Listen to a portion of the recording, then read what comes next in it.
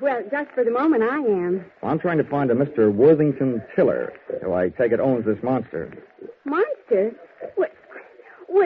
What's the matter? Have I said something wrong? You certainly have.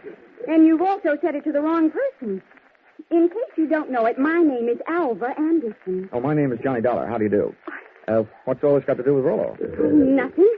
I just raised Rosie Baron of Iowa from a suckling, that's all. Kind of got away from you, didn't it? Sorry, Miss Anderson. I apologize. To you, too, Rollo. Sorry about the interruption, Miss Anderson. Some fool made off with my wife's diamond brooch. How's this excitement affecting Rollo? I hope he hasn't lost any weight. Well, you took it very well, Mr. Tiller. Oh, good. This gentleman wants to see you, Mr. Dollar. Yes. Oh, from the insurance company. That's Good, right. Good. Well, I'm glad you're here. We'll have your picture taken right away with my wife and Rollo. Oh, it'll make grand publicity for Blue Ribbon Prime Packers. Oh, I don't mind having my picture taken. Yeah. Just so long as your wife doesn't mind having people pinch your diamond brooches. Oh, well, then don't worry about that. It was fully insured. Oh, that kind. The thing I want you to worry about is Rollo here. As president of Blue Ribbon, I paid Miss Anderson $10,000 for this magnificent swine, and I don't want anything to happen to it. You bought him for $10,000, insured him for $25,000, and you don't want anything to happen to him? Well, I don't mind paying those exorbitant premiums when I get back the kind of publicity this will bring in. I can see it in the papers now. America's fabulous insurance investigator, Johnny Dollar, sent from Hartford, Connecticut, to guard the life of that fabulous prize swine, Rosie Baron of Iowa. Well, Mr. Tiller, I don't mind getting my name in the paper for a pig, just so long as it is not in the obituary column. I just couldn't stand having my tombstone read, Johnny Dollar no longer am. He gave up his life for a great big ham.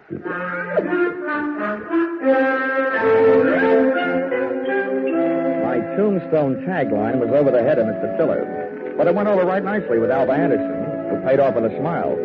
I parlayed that into a conversation, helped me pass the time while guarding Rollo, the poor man's blue boy. By the time it was over, Alva knew a lot about me, and I knew a lot about pigs.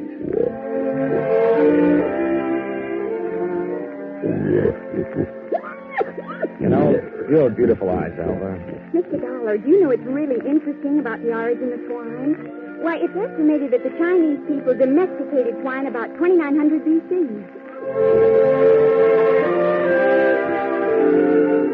And not only that, but I'm sure you'd like Hartford. And Mr. Dollar, you probably don't know this, but a pig is one of the most important food animals. It's an economical converter of grain and other seeds into body tissue, the products of which furnish meat and fat for human consumption. Alva, darling, I'll only be in town for a little while. And not only that, but people who say that pigs are dirty don't know what they're talking about. Why, sanitation is essential to good health, rapid growth and development, and profitable production. Oh, Rollo, what have you got that I haven't got? I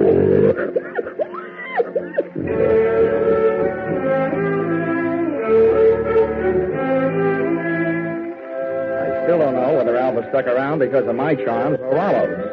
But she was still there at the changing of the guard when Mr. Tiller, in person, came to relieve me long enough for a trip to the dining hall. And what do you think they had for dinner? What else? Baked ham. Oh, dinner was wonderful, Johnny. Coming from you after eating baked ham, that sounds practically cannibalistic. Oh, Johnny, stop. More coffee? No, I've had it. Alva, you know, there's something I've been trying to say to you for the past 5 hours. Yes, Johnny? Well, it's just that, I want... What? Oh, Mr. Sheriff. Oh, why doesn't he blow his siren? Well, I have to be going. It's time to get Rollo ready for the winner's trade past the grandstand. I'll just run along. I'll just go with you. Hey, Dollar, I want to talk to you. Well, I'll see you later, Johnny. Yeah. Well, Sheriff. Hey, you being a sort of investigator, Dollar, I knew you'd be interested in my message. Well, you're sure interfering with mine. Huh? Yeah. Oh, well, do you know what I did? What? I found that photographer, had that picture developed, and rushed it up to the state capitol. And they just called me. Dollar, there's a known criminal in that photo. He's got that brooch, and he's on the loose. Do you know what that means? Yeah. It means that you shouldn't be sitting here talking to me. Who is this villain? They say he's... Ooch over here. Yeah. What? They say he's known as Little Rocky. Originally hailed from Arkansas. You'd know him if you saw him. He's the fella that bumped into you. Oh. I want you to help me look for him. I take only one job at a time, Sheriff. Right now I got a pig to mind. I think it was the Grand March. Or in case I'm interested later, how much do you pay your special deputies a day? $7. And expensive. Sheriff Blewett, I'm afraid that blows it.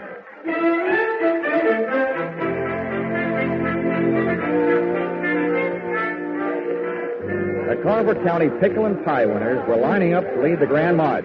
By the time I got to the grandstand, down at the tag end of the livestock echelon, there was a shiny white cab and trailer, sporting the markings and mottos of the Blue Ribbon Prime Packing Company. And high upon it, perched on a platform and surrounded by a sturdy iron railing, stood that champion, the pride of the pork set, Rollo, Rosie Baron of Iowa. It was lovely. It was divine. I had a feeling that swelled my heart with pride. Here they were, products of the American home and the American soil. A fanfare of foodstuffs flowing from the horn of plenty. Just because of my association with Rollo, I felt that I was playing some small part in this gallant parade as it was started the first leg of its journey. It was inspiring. It was thrilling. It was... All of a sudden, it was downright frightening. As Rollo's chariot rolled by, I got an eyeful of its driver. It was my comrade in collision, the guy who had put the snatch on Mrs. Tiller's diamonds, Little Rocky from Arkansas. I added to my treasury of thankless tasks by trying to pin a tackle on a 5-ton truck. Let's go ahead with one hand, let me roll with 1 foot, and a spout and a teeth from an unexpected adversary. Knock him loose, Rollo. He's on the running board. Hey, what the... I was stuck on my back. Everybody was screaming and hollering. The truck went crashing to the fence. And Rollo, Rosie Baron of Iowa, was one little piggy who wasn't staying at home.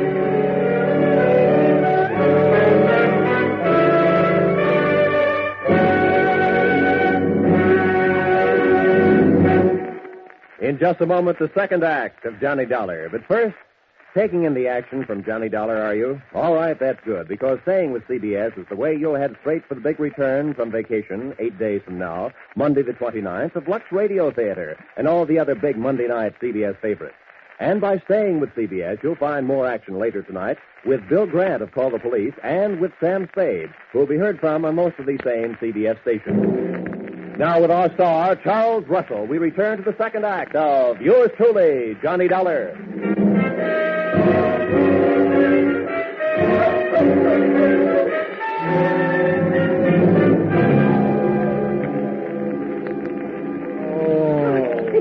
Johnny, are you all right? Can you get up? Oh. Well, the spirit's willing. I'm not sure about my spine. Here, let me help.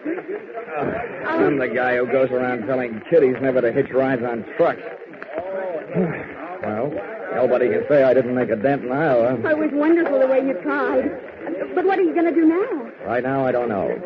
The only place I can think of at the moment where I might find a hot pig is a barbecue stand. Oh, this is no time to be funny. Well, look, up until now, all the laughs are on me, kid, so let me be the judge, huh? Well, what are you going to do? Well, first I'm going to practice my arithmetic and see what adds up.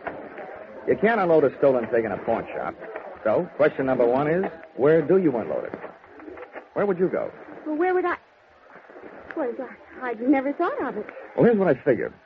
The Rollo on the hoof is too well known to peddle for anything like the dough he's really worth.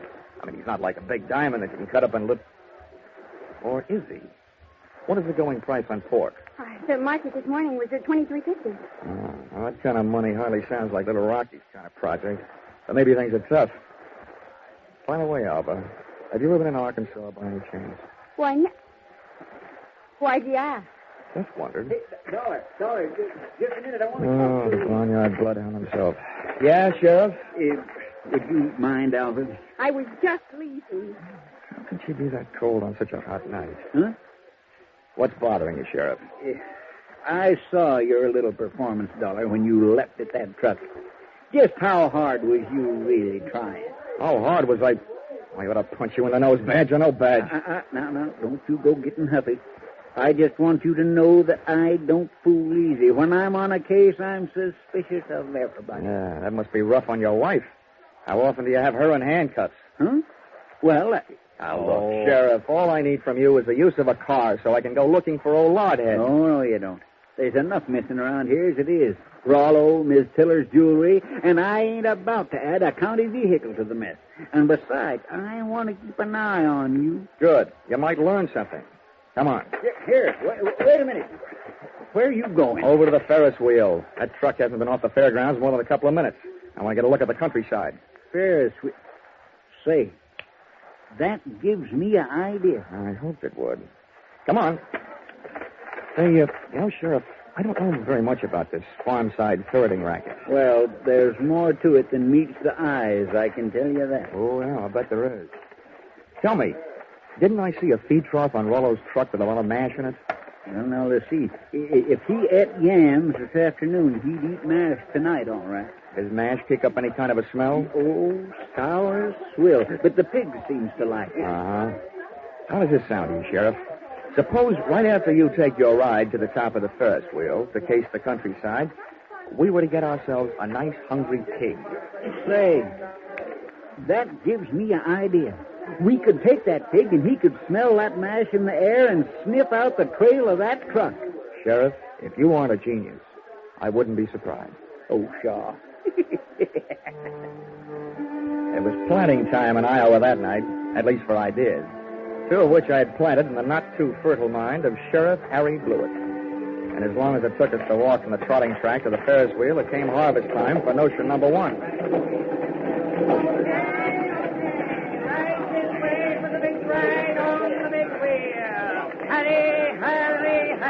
Okay, mister, okay. I'm the sheriff.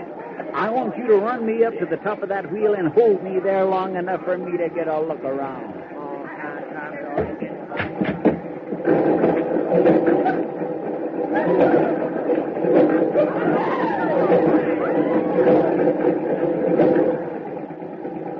When the wheel came to a stop with Harry Blewett sitting in his little cage at the top, I pulled a low trick on a high sheriff.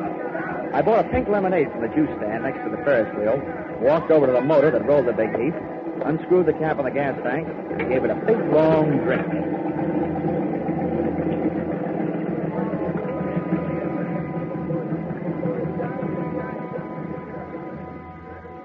I hope it wasn't doing to people's stomachs what it did to that motor. You might well remember this harmless little deceit the next time you have occasion to get rid of a sheriff.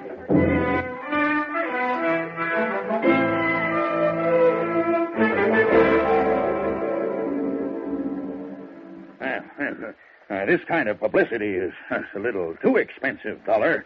I demand that you do something. Now, don't worry, Mr. Tiller. I am going to do something. And I'll thank you to remember that the only ones who stand to get hurt right at this point are the insurance companies that wrote the policies on your pig and your wife's diamond brooch. Why, Worthington, I hadn't thought of that. Huh? Why should we worry? My brooch is insured for way over the value there. We hadn't... Hortense, you keep flapping that loud tongue of yours, the first thing you know, they'll be accusing us. Why, they wouldn't dare. Oh, yes, we would, Mrs. Tiller. It was just not the A time. $15,000 profit on a pig and whatever else you could make on your jewelry might make anybody the type, Mrs. Tiller. Now, see here, Dollar. I've had just about enough of your slanderous implications. I have a few thoughts you might profit by. Go ahead, Worthington. I'm always interested in profit, Tiller. My father had the same thing happen to him back in 1902. That's right. Remember, dear? Yes. In Nebraska. He bought a prize pig at a fancy price. And then the scoundrel that sold it to him turned around and stole it back. There, see? What do you think of that? Would this be a suggestion that we throw the young lady who sold your pig to you in the pokey on the strength of something that happened 37 years ago? Well, That's for you to decide, Dollar. Right. Just don't say I didn't warn you. I see. Yeah. If you don't have an orchid to pin on a young lady, try suspicion.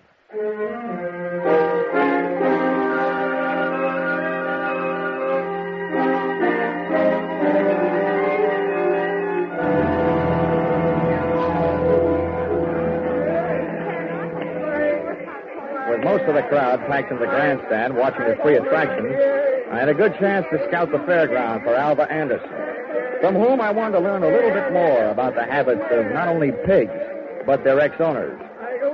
A trail led me past the home-baked cakes, hybrid corn, the watermelon pickle, tractor and harrow exhibits, and all the way back to where I'd first met her, Rollo's pen in the swine wing of the livestock building. But when I got there, Rollo's cupboard was bare. Alva was leaving for the rear door in the company of a small, tough-looking gent carrying a sack over his shoulder. Name of Little Rocky from Arkansas. I could hardly believe it, but they piled into a car and hauled off up the road. At the risk of adding one last insult to the most recent injury I'd inflicted upon Sheriff Blewett, I stole his car and went dusting up the highway in hot pursuit. There's nothing easier to follow than a red taillight on a clear night. And the bright Mazda Ruby tacked onto the rear of Little Rocky's car led me around the village of Carver and 11 miles out to the pastures, to a shack hidden in a grove of elm trees 100 yards off the road. I parked the car and legged it in. From 25 feet away from the house, I could call the roll through an open window. They were all there. Little Rocky, the strong-arm man who would knock me off the running board, Alva Anderson, and last but not least, there was Rollo, all 980 pounds of him, and most important to me, still alive. Here you are, Milo, you stupid clown. Oh, stop. This is all the sweet potatoes that was left. First we go through them, and then we'll be ready for you, Alva. Oh, but I told you I don't have it. We'll see about that later. Hey, Milo, don't get the porker excited. Here, put the sack on the table. Then when we look at him, we throw him out the window and away from him. Now, hurry up. All right. Well, it ain't in this one. Ain't in this one either. Nope. Ain't in this one. Shut up, just look. Well, I just... And from now on, from you, no thinking. Anybody dumb enough to stash a $30,000 hunk of jewelry and pig food ought to go see a head doctor. Oh. Through the open window, I was being bombarded by sweet potatoes and facts. While making a getaway after ripping the brooch from Mrs. Tiller's throat, Little Rocky's accomplice had suffered a sudden attack of panic and had hidden the brooch in one of Rollo's lunchtime yams. Whether that yam was inside the piggy or out, they and I were apparently just on the verge of learning. That's done. It ain't here. Then That means your little friend here had a $30,000 snack today, which right now is giving me a great big bellyache. You know all about pigs. What do we do about it? Well, Rocky was yellow. He wouldn't rub him out. Look who's talking. Here, take my 38 if you're so tough. Yeah, I thought so. Now shut up. Well, I ain't killing no piggy with him just standing there looking at me. If he'd only make a break for it, I'd mow him down. You. Now look, baby, we'll kill him if we got him. We want that chunk of ice and we want it fast. Milo, tease him into the corner with a sweet potato. We're throwing them all out the window. Oh, please, Mr. Rocky, You don't. shut up, too, and sit down. Close your eyes if you want to. Oh, please, Mr. Rocky. In the manner of Sheriff Blewett, I had an idea, given to me, of course, by Rocky. Alva was sitting in the corner, Rollo was scratching his side by rubbing it against the opposite, and Rocky and Milo were standing shoulder to shoulder in the middle of the room, ready to advance on him. I groped around in the dark until I found one of the yams, and taking the sweet potato delicately in my hand, I tossed it through the window so that it would roll to a point just behind Rocky and his pal Milo.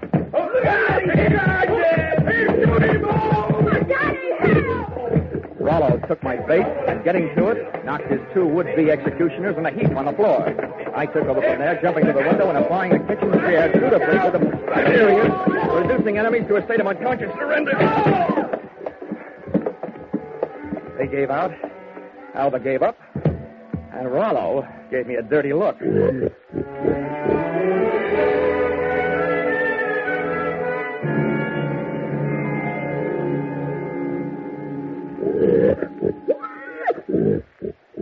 Well, Mr. Tiller, here he is, safe and sound, good as new, fat and sassy. Well, good. Congratulations. And not only that, but in him someplace, he not only has a good fighting heart, but also that diamond brooch of your wife's. Oh, yes, very interesting. Well, I'd better go charter a plane. Rollo is due in Kansas City at noon tomorrow. Oh, but it might upset him, Mr. Tiller. Rosie Baron of Iowa's never flown before. He might lose weight. Well, what's the big hurry to get him to Kansas City? Is he booked for a personal appearance? Oh, no. No, hardly that. He's due to be slaughtered at a special ceremony. All the plans are made. Oh, I wouldn't want to disappoint my boys. They've been looking forward to this. How do you like that? Why, it's almost murder. Poor Rollo. Oh, Johnny. Come on, let's get out of here, Alva. Gosh, who would have ever thought I, Johnny Dollar, would ever gotten so attached to a pig?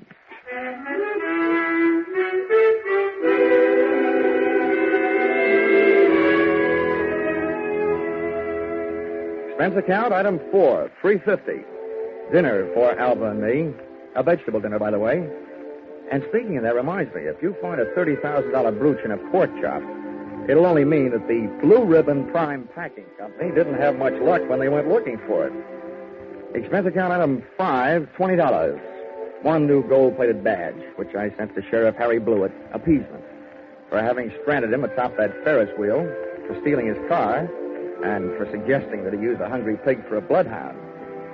Oh, the porker followed the mash scent, all right. Next morning, they found Sheriff Blewett searching an old mash factory, 8 miles the wrong side of town.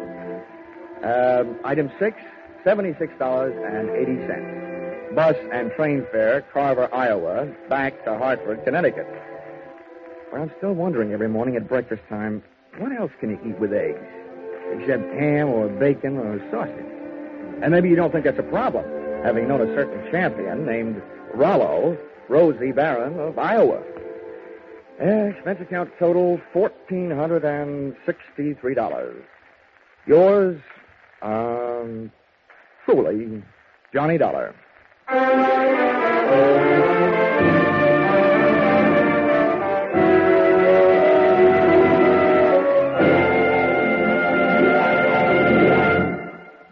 Yours truly, Johnny Dollar, is produced and directed by Norman MacDonald and stars Charles Russell with script by Paul Dudley and Gil Dowd. Featured in the cast were Parley Bear, Sammy Hill, and John Daner, with Junius Matthews, Ann Morrison, Jack Crucian, and Paul Dubov. Pinto Colvig was Rollo. The special music is written and conducted by Leith Stevens.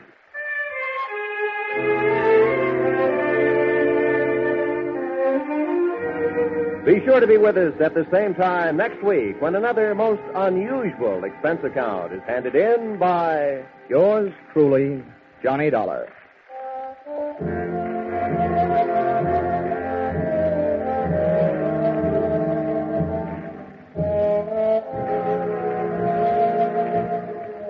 Your Hit Parade on Parade will be back tonight in the familiar CBS Jack Benny time with the great tunes of August 12 years ago. Sweet Leilani and Where or When. Many another still green in your memory will be among the hits you will hear. Speaking of hits, put down August 29th this year in your little book. That's when Arthur Godfrey and his talent scouts, the stars of Lux Radio Theater, My Friend Irma, and Bob Hawke return to join Inner Sanctum. So make your Monday nights a regular date with CBS. This is Roy Rowan speaking. Stay tuned now for Your Hit Parade on Parade. This is CBS, the Columbia Broadcasting System.